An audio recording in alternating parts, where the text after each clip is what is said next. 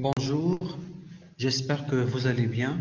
Dans cette 12e séance, je vais travailler avec vous quelques modèles d'examen tels qu'ils sont donc partagés sur votre support de travaux dirigés.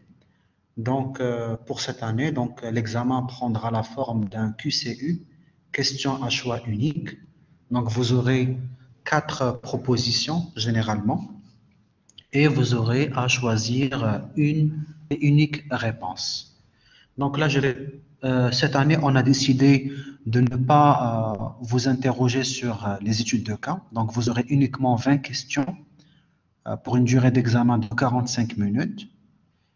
Et là, vous aurez donc un contenu varié en fonction des différents chapitres que nous avons traités, depuis le premier chapitre jusqu'au 6e chapitre. Donc là, je vous demande de lire attentivement le contenu des 6 chapitres, de souligner et marquer les idées principales, de revenir sur l'ensemble des vidéos partagées sur l'ENT ou sur la chaîne YouTube pour pouvoir comprendre le pourquoi du comment et aussi mieux assimiler le contenu des différents chapitres. Donc pour cette session, il n'y aura pas d'étude de cas, comme vous allez remarquer sur les supports des travaux dirigés. Donc vous aurez systématiquement des questions donc théoriques. Donc commençons par le premier examen. Donc vous avez, comme vous voyez sur l'écran, vous avez donc des questions avec des modalités. Et vous devez cocher ou choisir une et unique réponse. La première question, donc l'entreprise est un système finalisé et fermé, une cellule économique sans autonomie de décision, une cellule sociale qui produit de la valeur. Toutes les réponses sont justes. La première modalité est fausse. Pourquoi? Parce que l'entreprise est un système ouvert. Il n'est pas fermé. Il est ouvert sur un environnement, sur un écosystème. La deuxième modalité, une cellule économique sans autonomie de décision, elle est aussi fausse parce que l'entreprise est un organe de décision autonome. La troisième modalité, elle est juste parce que rappelez-vous, dans la réalité humaine, on vous a dit que l'entreprise est une organisation humaine, sociale. Donc effectivement, l'entreprise est une cellule sociale qui produit de la valeur, qui crée de la richesse. Donc là, pour la première question, il faut cocher donc la troisième modalité. Deuxième question. Une société à responsabilité limitée est une société dont les associés sont solidairement responsables des dettes, dont le capital social minimum est fixé à 300 000 dirhams, qui doit avoir 5 associés au minimum, ou aucune réponse n'est juste. Donc, puisque c'est une société à responsabilité limitée aux apports, donc les associés ne sont pas solidaires et ne sont pas responsables vis-à-vis des dettes. Le capital minimum n'est pas fixé à 300 000 dirhams, rappelez-vous. Et on n'exige pas 5 associés au minimum. Et donc, il s'agit de cocher la quatrième modalité. Aucune réponse n'est juste. Là, je vous demande de revoir le tableau comparatif des caractéristiques propres à chaque forme juridique. Question numéro 3. Les actions de la direction générale sont produire, organiser, commander,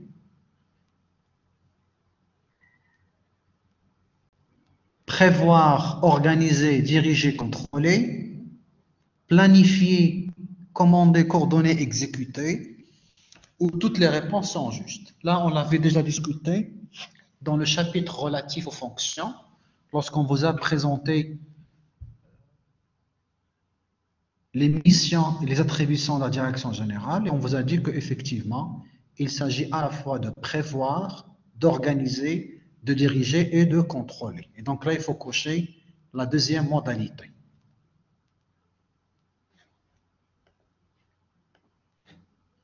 Quatrième question.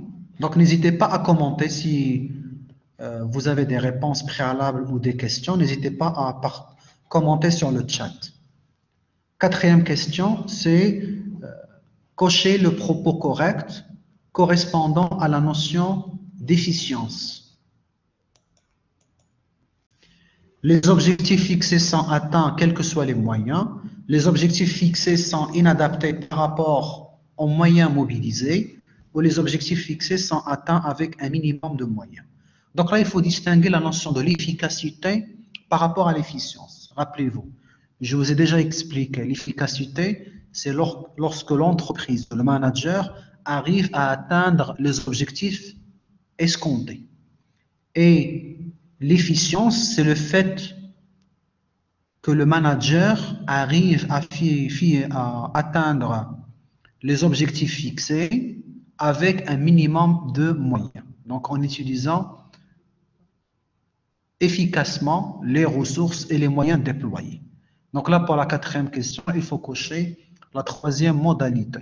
Les objectifs sont fixés et ils sont atteints avec un minimum de moyens. Cinquième question, par rapport au principe de 5-0, le geste à temps correspond à quoi? Est-ce que c'est 0 papier, 0 défaut, 0 stock ou 0 panne? Rappelez-vous, quand on a discuté la fonction approvisionnement, on vous a dit que, idéalement, l'entreprise ne doit pas avoir un surstockage qui permet de générer des coûts de stockage ou bien une rupture de stock, c'est-à-dire qu'il y a un manque par rapport aux besoins. Et à partir de là, le juste à temps correspond au fait que l'entreprise doit détenir 0 stock, c'est-à-dire que les commandes doivent correspondre exactement aux besoins, de telle sorte qu'il n'y aura ni surstock, ni rupture de stock. Et donc, le juste à temps correspond donc au 0 stock et il faut cocher donc la troisième modalité. Sixième question, cocher le propos faux. Les finalités sont les raisons d'être de l'entreprise. Un objectif ne peut être que quantitatif. Un manager est un stratège. Tous les propos sont justes. Les finalités sont les raisons d'être de l'entreprise, donc c'est vrai. Un manager est un stratège, c'est vrai. Un objectif ne peut être que quantitatif, c'est faux. Parce qu'un objectif peut être qualitatif. C'est ce qui donne lieu aux décisions non programmables, qui sont focalisées sur des objectifs beaucoup plus qualitatifs et qui sont difficiles à formaliser. Et donc là, il faut cocher la deuxième modalité par rapport à la sixième question. Continuons. Question numéro 7. Les stratégies dominantes dans les PME sont les stratégies d'adaptation et de diversification, d'innovation et délibérée, d'adaptation et de spécialisation, d'innovation et de différenciation. Là, rappelez-vous, on vous a dit que les PME sont souvent fragiles aux turbulences de l'environnement et par conséquent, ils adoptent des stratégies d'adaptation, beaucoup plus que d'innovation. Et ils adoptent des stratégies délibérées par rapport aux stratégies émergentes. Et souvent, les PME sont focalisées sur un seul métier. Donc, ils sont spécialisés dans un seul domaine d'activité, dans un seul métier. Alors que les grandes entreprises sont dans la diversification. Donc, la première n'est pas valable puisque les PME ne sont pas diversifiées. La deuxième n'est pas valable. Les entreprises innovent. Généralement, les PME font beaucoup plus des stratégies d'adaptation que d'innovation et par conséquent, il faut cocher la troisième modalité. Parce que les PME, souvent, adoptent des stratégies d'adaptation au changement de l'environnement et ils sont toujours spécialisés sur un seul métier, généralement. Bien sûr, il y a des cas d'exception, mais là, on parle des généralités. Huitième question, les écoproduits sont des procédés industriels qui permettent de diminuer les sources de pollution. Ce sont des produits recyclables. Ils représentent des menaces pour l'équilibre de l'environnement ou ils sont des produits économiques. Rappelez-vous, on l'a étudié déjà dans le chapitre relatif à l'environnement naturel. Et on vous a dit que la relation de l'entreprise avec l'environnement naturel peut être analysée à travers la production des écoproduits, ce qu'on appelle les produits amis avec l'environnement. Donc là, ils sont des produits recyclables, puisqu'on peut les réutiliser par la suite. Et donc là, il faut cocher la deuxième modalité. Ce ne sont pas des procédés industriels, ce ne sont pas des menaces pour l'environnement, ce ne sont pas des produits économiques, mais plutôt des produits écologiques. Donc, ils sont recyclables. Et donc là, il faut cocher la deuxième modalité. Question 9. La structure la plus adaptée aux entreprises diversifiées de taille importante est fonctionnelle, staff and line, divisionnelle, matricielle par projet.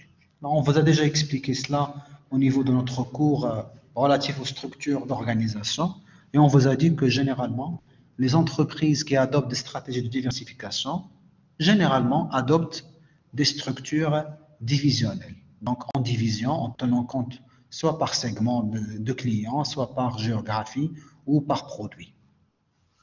Donc, on peut envisager trois possibilités de division de l'organisation, par produit, par segment de clients ou par localisation géographique. Et donc là, il faut cocher la troisième modalité, renvoyant à la structure divisionnelle. Question numéro 10. Ne fait pas partie de l'environnement social d'entreprise les salariés, les partis politiques, les syndicats, les associations des consommateurs. Donc rappelez-vous, dans l'environnement social, on fait allusion aux partenaires sociaux, mais également sociaux. Les salariés constituent des partenaires sociaux, les syndicats également, parce qu'ils défendent les droits sociaux des travailleurs. Les associations des consommateurs font ce qu'on appelle le consumérisme et défendent donc les droits des consommateurs. Et donc, il faut cocher les partis politiques qui ne font pas partie de l'environnement social, mais ils font partie de l'environnement politique. Rappelez-vous des différentes composantes de l'environnement. Question numéro 11. Une entreprise qui produit des tables et chaises dont le chiffre d'affaires annuel est de 12 millions de dirhams et dont les 3 associés sont gérants et solidairement responsable des dettes de l'entreprise. Est-ce qu'il représente une grande entreprise de services de forme juridique société en nom collectif, une PME industrielle de forme juridique SARL, une petite entreprise industrielle de forme juridique société en commandite simple? Déjà, on commence déjà par le chiffre d'affaires déjà. 12 millions de dirhams, ce n'est pas une grande entreprise. De point de vue juridique, vous avez 3 associés qui sont gérants et solidaires. Donc là, la première modalité est fausse parce que ce n'est pas une grande entreprise. Deuxième modalité, une entreprise industrielle dans la forme SARL, donc société à responsabilité limitée aux apports, alors qu'ici, les associés ont une responsabilité illimitée puisqu'ils sont solidaires aux dettes. Donc, deuxième modalité est fausse. Et la troisième, quand on a une société en commandite simple, on doit avoir des associés commanditaires et des associés commandités, chose qui n'est pas aussi vérifiable. Et donc, il faut cocher la quatrième réponse. Aucune réponse n'est juste.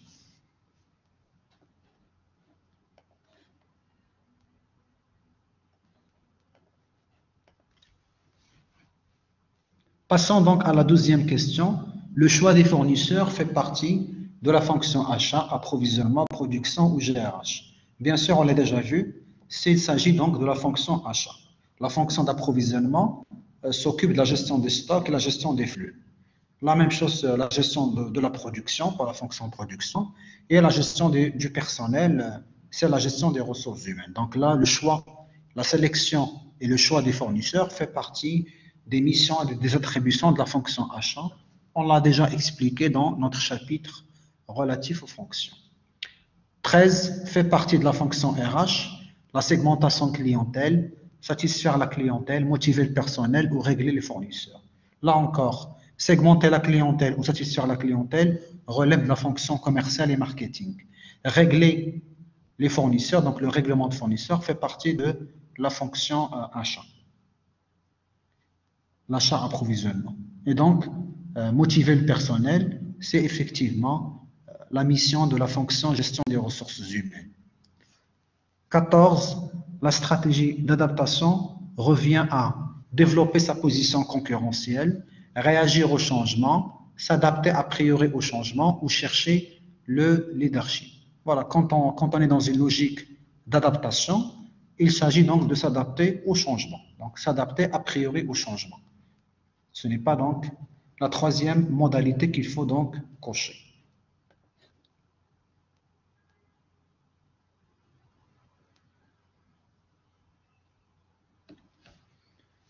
La question 15, selon donc Ansouf, une décision stratégique est une décision de pilotage pour commander les directions opérationnelles, une décision prise au bas de la hiérarchie pour assurer le fonctionnement courant de l'entreprise, une décision qui détermine l'orientation générale de l'entreprise, une décision de court terme.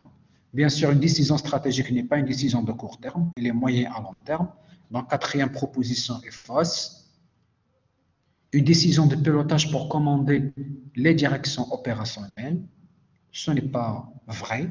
Donc, les décisions prises au bas de la hiérarchie, c'est tout à fait faux. La décision stratégique est du ressort de la direction générale. Et donc, c'est la troisième modalité. Donc là, il faut cocher la troisième modalité, une décision qui détermine l'orientation générale de l'entreprise. Donc le reste, on ne va pas le traiter parce que c'est une étude de cas. Donc là, comme vous le remarquez, on vous a donné des questions par rapport à l'étude de cas. Dans cette session, il n'y a pas d'étude de cas, vous aurez 20 questions de cours. Passons donc à l'examen numéro 2, pour passer en revue les questions donc théoriques. La société en commandite simple, Jomara, a été créée par Madame Béa, Madame Kéa, Madame Géa, Monsieur Géa. Monsieur Géa gérait la société alors que Madame Béa et Madame Kéa ne s'impliqueraient pas. Après le décès de Monsieur Géa, les deux associés décident de continuer seuls et de gérer la société. Mais leur avocat leur précise qu'ils n'en ont pas le droit car elles sont minoritaires dans le capital social, des associés commandités, des associés commanditaires ou des actionnaires gérants. Vous l'avez remarqué, nous avons des associés commandités, c'est le monsieur gère, qui gère la société, qui contribue à la gestion, alors que Madame BA et Madame KA, ce sont des associés commanditaires et par conséquent, ils ne peuvent pas contribuer à la gestion d'entreprise. Donc, je vous demande de revoir les conditions et les caractéristiques des formes juridiques. Et effectivement, les deux dames sont des associés commanditaires. Donc là, il faut cocher la troisième modalité. Numéro 2. Question numéro 2. Un objectif sur le long terme est une vision de l'entreprise, un objectif opérationnel, un objectif tactique. Bien sûr, c'est un objectif stratégique parce qu'il est dans le long terme. L'objectif opérationnel, il est à court terme. Et donc là, il faut cocher la quatrième modalité. Question numéro 3. Un entrepreneur individuel décide de transformer son entreprise en société à responsabilité limitée. Que doit-il faire? Est-ce qu'il doit trouver obligatoirement un deuxième associé? Non. Nous avons Sarlo, société à responsabilité limitée, associé unique, donc il peut créer tout seul. Est-ce qu'il doit avoir un capital social minimum de 15 000 dirhams? Non. Est-ce qu'il doit limiter sa responsabilité à la hauteur de son chiffre d'affaires? Non. Donc la responsabilité est limitée aux apports constitutifs du capital social et non pas le chiffre d'affaires. Et donc, aucune des réponses précédentes n'est juste. Quatrième question.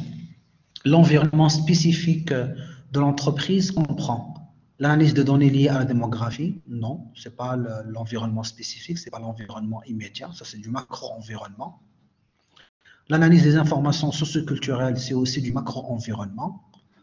L'environnement géographique aussi, c'est du macro-environnement. Et donc, il faut cocher la troisième réponse, c'est l'analyse des informations relatives aux clients, ce qu'on appelle l'environnement spécifique.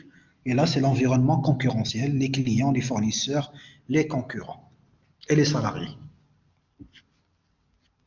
5. Cocher la phrase fausse. Les associés d'une société en nom collectif ont une responsabilité illimitée.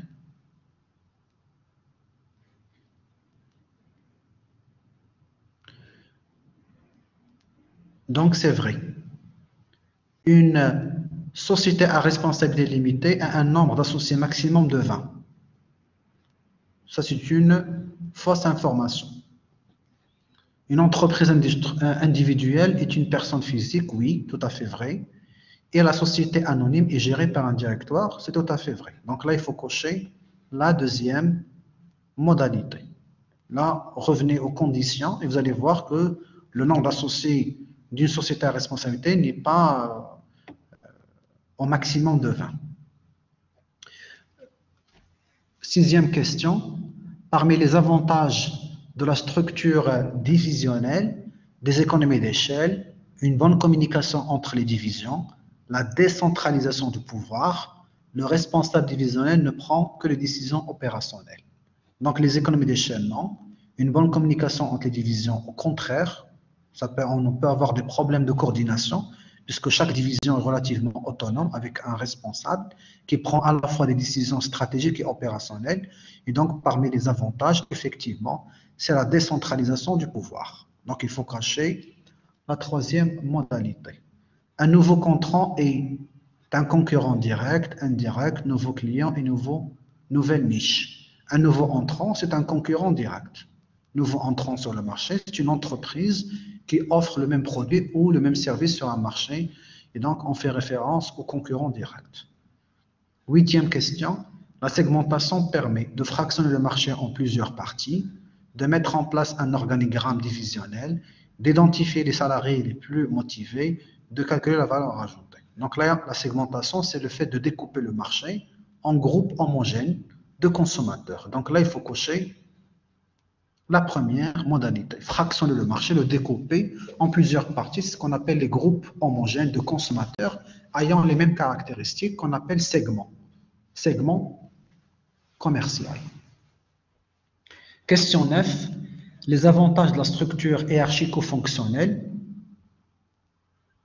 Structure facilement adaptable, forte décentralisation, concentration des ressources et économie d'échelle ou assistance à toutes les fonctions. Rappelez-vous, structure facilement adaptable, non. Forte décentralisation, non, parce que c'est de la hiérarchie. Concentration des ressources et économie d'échelle, non plus. Et effectivement, c'est l'assistance de toutes les fonctions. Parce que quand on est dans une structure hiérarchico-fonctionnelle, chaque responsable hiérarchique est assisté par un conseiller. Et donc là, nous avons effectivement l'assistance de toutes les fonctions. Question numéro 10. Le marketing mix permet de proposer un mix de plusieurs produits et services, définir la politique de communication d'un produit ou d'un service, réfléchir au financement mixte d'un investissement. Toutes les réponses sont justes. Le marketing mix est une stratégie, rappelez-vous, composée de 4 P, les 4 P. Le prix, le produit, la place, c'est-à-dire la distribution, et la promotion, c'est-à-dire la communication.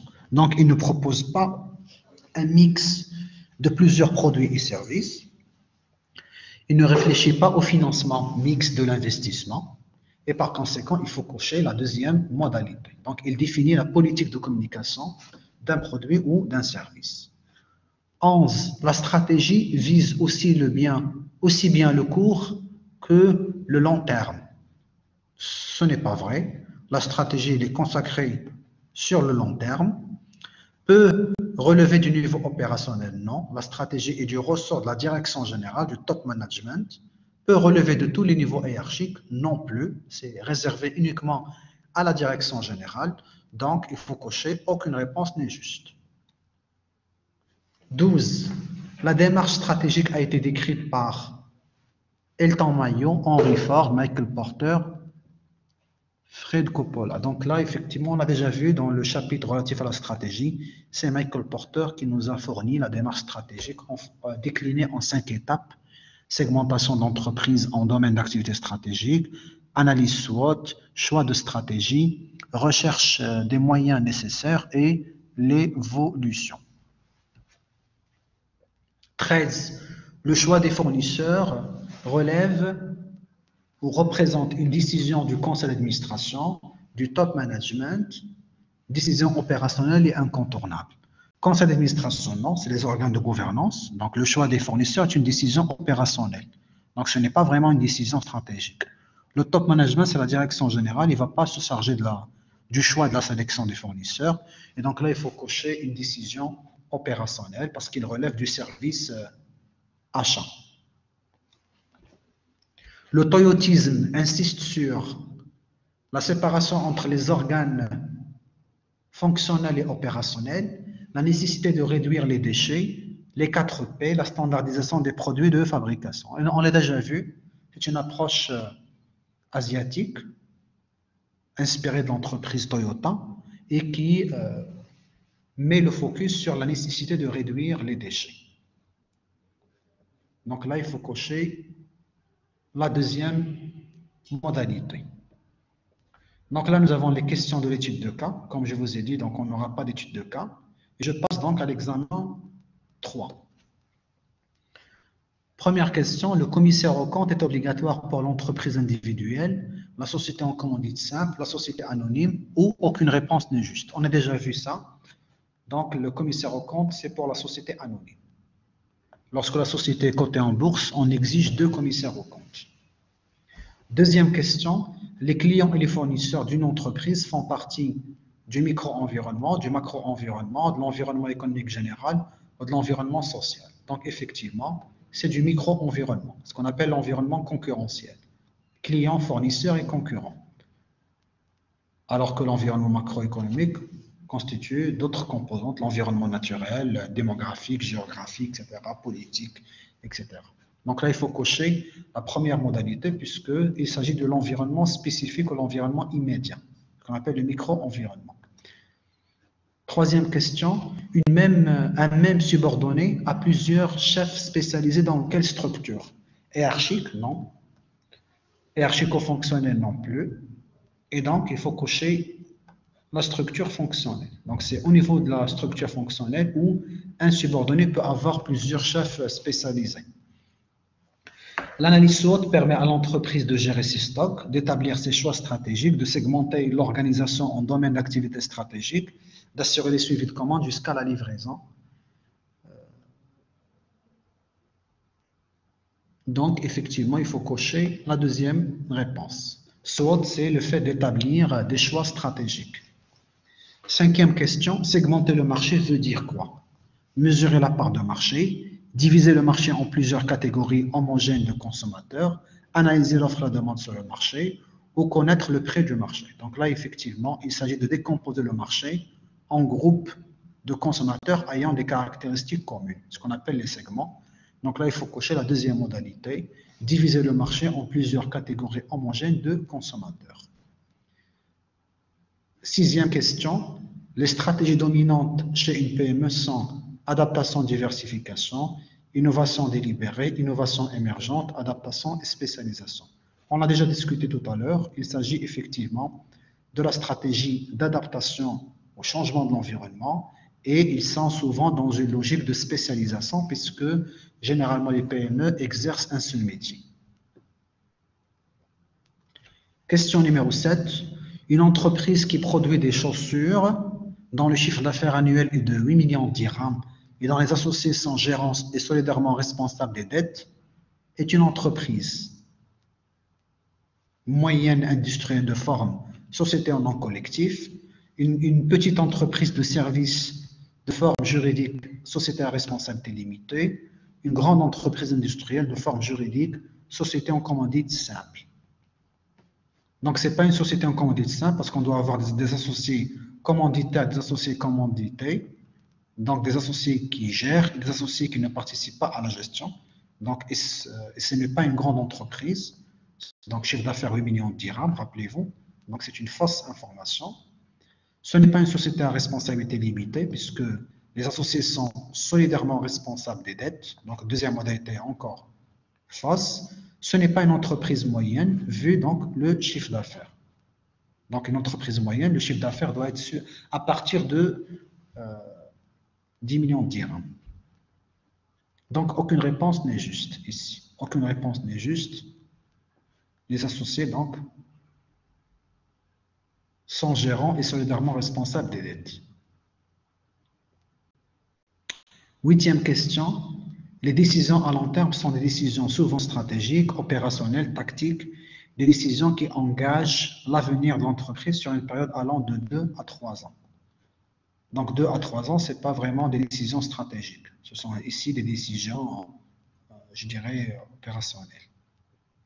Tactiques, plutôt tactiques, de 2 ans, 3 ans. Donc là, il faut cocher décisions souvent stratégiques puisque ce sont des décisions à long terme. Les décisions opérationnelles sont à court terme et les décisions tactiques selon donc le cas. Donc là, il faut cocher la première modalité, sont des décisions souvent stratégiques. Choisissez parmi ces propositions celles qui caractérisent la structure hiérarchico-fonctionnelle. Division de travail. Dans chaque division, on peut trouver une structure fonctionnelle ou hiérarchique. Combinaison de structures fonctionnelles et divisionnelles. Double commandement. Conseil et assistance. Donc là, quand on est dans une structure hiérarchico-fonctionnelle, chaque responsable hiérarchique est assisté par un conseiller. Donc là, il faut cocher conseil et assistance. Question 10. Établir avec le fournisseur choisi un contrat sur 2 ans est une décision tactique sur le moyen terme, gestion sur le court terme, opérationnelle sur le court terme ou programmable. Donc là, déjà, par rapport à 2 ans, donc ce n'est pas le court terme. Donc on élimine ces deux propositions. Ce ne sont pas des décisions programmables parce que les décisions programmables reposent sur des objectifs quantifiables. Alors ici, donc, il s'agit d'une décision tactique sur le moyen terme puisque nous avons un horizon de 2 ans. 11e question. La gestion des moyens de manutention est assurée par quelle fonction? Achat, approvisionnement, production ou qualité. Quand je dis l'achat consiste à identifier les besoins en matière première, sélectionner, choisir les fournisseurs. L'approvisionnement, c'est la gestion des flux et des stocks. Et la qualité, c'est le contrôle des normes de qualité par rapport aux caractéristiques des produits. Et donc là, la manutention est assurée par la fonction production. Rappelez-vous, il y a un bureau de manutention qui fait partie de l'organisation de la fonction production. Donc là, il faut cocher la troisième modalité. Question 12. La fonction financière dans une entreprise a pour mission principale de garantir que le capital est investi de façon rentable, accorder des réductions aux clients, motiver financièrement le personnel, négocier avec le fournisseur. Accorder des réductions aux clients, c'est la promotion qui relève de la fonction commerciale et marketing. Motiver financièrement le personnel, c'est la fonction RH. Négocier avec les fournisseurs, c'est la fonction achat. Donc là, il faut cocher la première proposition.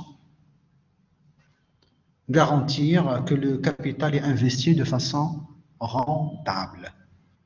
Question 13. Les entreprises du secteur d'activité pêche appartiennent au secteur secondaire, tertiaire, primaire et de services. Rappelez-vous, on l'a déjà vu dans la typologie, lorsqu'on a distingué le secteur branche et filière, on vous a dit que le secteur primaire regroupe l'agriculture, la pêche maritime et les forêts. Et donc, les entreprises du secteur d'activité pêche appartiennent au secteur primaire, donc il faut cocher la troisième modalité. 14. Le nombre d'associés est fixé à 5 au minimum pour la société anonyme. Là, vous l'avez déjà dans votre tableau comparatif, parce que dans la société à responsabilité limitée, c'est à partir de 1, et pour le reste également. Donc là, pour la société anonyme, le minimum est de 5 associés. Les actions des managers, à commencer par celles et ceux à la direction, sont, au niveau de la direction générale, on l'avait déjà discuté, il s'agit de prévoir, organiser, diriger et contrôler. Donc, il faut cocher la deuxième modalité. Le reste, ce sont des questions par rapport à l'étude de cas. Donc là, je vous ai présenté quelques modèles d'examen qui peuvent vous servir en matière de la préparation à votre examen. Je tiens encore à rappeler que pour la session normale, vous avez 20 questions à choix unique dans une durée de 45 minutes et qui tournent autour ou qui reprennent le contenu des différents chapitres que nous avons traités ensemble. Donc voilà, si vous avez des questions, n'hésitez pas à commenter en chat. Donc je vous écoute. S'il n'y a pas de questions, donc je vous donne rendez-vous pour l'examen écrit.